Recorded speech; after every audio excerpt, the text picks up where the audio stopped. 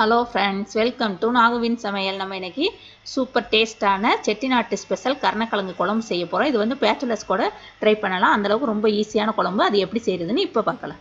இப்போ தான் எங்கள் சேனலை ஃபஸ்ட் டைம் பார்க்குறீங்கன்னா கீழே இருக்கிற ரெட் கலர் சப்ஸ்கிரைப் பட்டனை கிளிக் பண்ணுங்கள். கூடவே இருக்கிற பெல் ஐக்கனையும் கிளிக் பண்ணுங்கள். அப்போ தான் நாங்கள் போகிற வீடியோ எல்லாம் உங்களுக்கு நோட்டிஃபிகேஷனாக வரும். இது செய்கிறது ஃபஸ்ட்டு புளி வந்து ஊற வைக்கணும். ஒரு பெரிய எலுமிச்சம்பழம் அளவுக்கு புளி எடுத்துக்கோங்க. அதில் லேசாக வெந்நீர் ஊற்றி ஊற வச்சிடலாம். ஒரு 10 நிமிஷத்துக்கிட்டையாவது ஊறட்டும். இப்போ 300 கிராம் கருணக்கிழங்கு வந்து அந்த மாதிரி நல்லா கழுவிட்டு வேக வச்சு எடுத்து வச்சுருக்கேன். குக்கரில் வைக்கிறதுனா 3 விசில் வச்சு எடுத்துக்கலாம். அப்படி இல்லைன்னா நம்ம வந்து இட்லி வேக வைக்கல அந்த சட்டிக்குள்ளர் கூட போட்டு வேக வச்சு எடுத்துடலாம். நான் இன்றைக்கி இட்லி வேக வச்சப்போ சட்டிக்குள்ளே தான் போட்டு எடுத்தேன். அது நல்லா வேக வச்சதுக்கப்புறம் இந்த மாதிரி கையில் வந்து அந்த தோலை எடுத்தோன்னாக்கா வந்துடும், அழகாக உறிஞ்சிட்டு வந்துடும். அந்த மாதிரி உரித்து எடுத்துட்டு அந்த ஒரு பீஸை வந்து நான் வந்து 3 பீஸாக கட் பண்ணியிருக்கேன். ஒரு கிழங்கை வந்து 3 பீஸாக கட் பண்ணி இந்த மாதிரி எடுத்திருக்கேன். இப்போ ஒரு 5 பல் பூண்டு, பெரிய பல் பூண்டாக எடுத்து 5 பல் பூண்டை வந்து இது மாதிரி 2 கட் பண்ணி எடுத்து வச்சுருக்கேன். அப்புறம் கொஞ்சம் கருவேப்பிலை எடுத்திருக்கேன். இப்போ ஒரு பெரிய வெங்காயமாக ஒரு வெங்காயத்தை எடுத்து அதுவே இந்த மாதிரி சதுரமாக நறுக்கி எடுத்திருக்கேன். அதே மாதிரி ஒரு பெரிய தக்காளியாக ஒரு தக்காளி எடுத்து அதுவே நறுக்கி வச்சுருக்கேன். நீங்கள் சின்னதாக இருந்ததுன்னா 2 தக்காளி கூட எடுத்துக்கலாம். இப்போ ஒரு சட்டியில் 2 டேபிள் ஸ்பூன் அளவுக்கு எண்ணெய் ஊற்றிருக்கேன். 2லேருந்து 3 டேபிள் ஸ்பூன் அளவுக்கு எண்ணெய் கூட சேர்த்துக்கலாம் நம்ம. ஏன்னா கருணக்கிழங்கு குழம்புக்கெல்லாம் நிறையா எண்ணெய் இருந்தால் தான் நல்லாயிருக்கும் டேஸ்ட்டு. இப்போ கொஞ்சமாக அதில் பெருங்காயத்தூள் சேர்க்குறேன் எண்ணெய் சூடானதும். அப்புறம் 1 டீஸ்பூன் அளவுக்கு கடுகு போடுறேன்.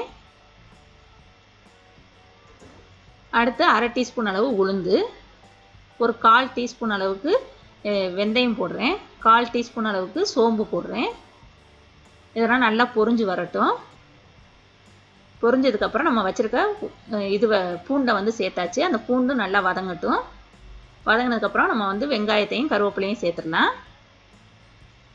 சேர்த்துட்டு அதையும் நல்லா வதக்கணும். இந்த நேரத்தில் நம்ம இந்த குழம்புக்கு தேவையான அளவு உப்பு சேர்த்துடலாம்.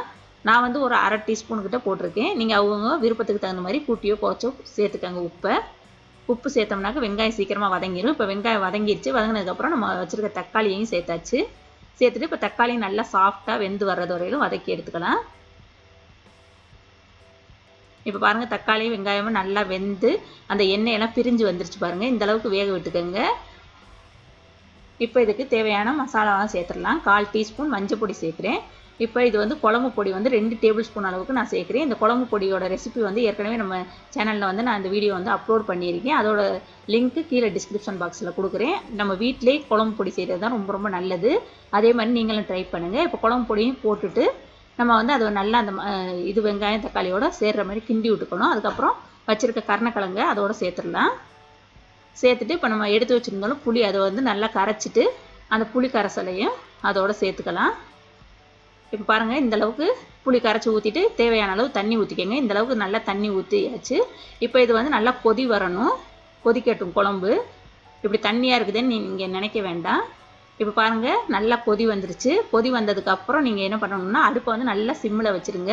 வச்சுட்டு கிட்டத்தட்ட ஒரு 10 நிமிஷத்துக்கிட்ட அப்படியே விட்டுருங்க. அது அந்த காயோடு அந்த குழம்பு வந்து சேர்ந்து ரொம்ப சூப்பராக நல்லா கெட்டியாக வந்துடும். அதுக்கப்புறமாயி தான் நம்ம வந்து அடுப்பு ஆஃப் பண்ணணும். இப்போ பாருங்கள், 10 நிமிஷம் ஆயிடுச்சு. நல்லா குழம்பு நல்லா வத்திருச்சு பாருங்கள். அந்த காயோடு சேர்ந்து அந்த எண்ணெயெல்லாம் தனியாக பிரிஞ்சு வந்துருச்சு. நம்ம வச்சப்போ எவ்வளோ தண்ணியாக இருந்தது, இப்போ எவ்வளோ கெட்டியாகிடுச்சின்னு பாருங்கள். நல்லா காய் மேலே அந்த குழம்பு வந்து இப்படி ஒட்டிகிட்டு இருக்கணும். அதுதான் காயோடு சேர்ந்து வர்றது. இப்போ அடுப்பு ஆஃப் பண்ணியாச்சு. வேறு ஒரு பவுலில் மாற்றிட்டேன். இப்போ பாருங்கள், எவ்வளோ ஈஸியான குழம்பு சூப்பராக நம்ம ரெடி பண்ணியாச்சுன்னு. இதே மாதிரி நீங்களும் செஞ்சு பாருங்கள். இந்த வீடியோ உங்களுக்கு பிடிச்சிச்சுன்னா லைக் பண்ணுங்கள், ஷேர் பண்ணுங்கள், சப்ஸ்கிரைப் பண்ணுங்கள். கூடவே இருக்கிற பெல் ஐக்கானையும் கிளிக் பண்ணுங்கள். தேங்க்யூ.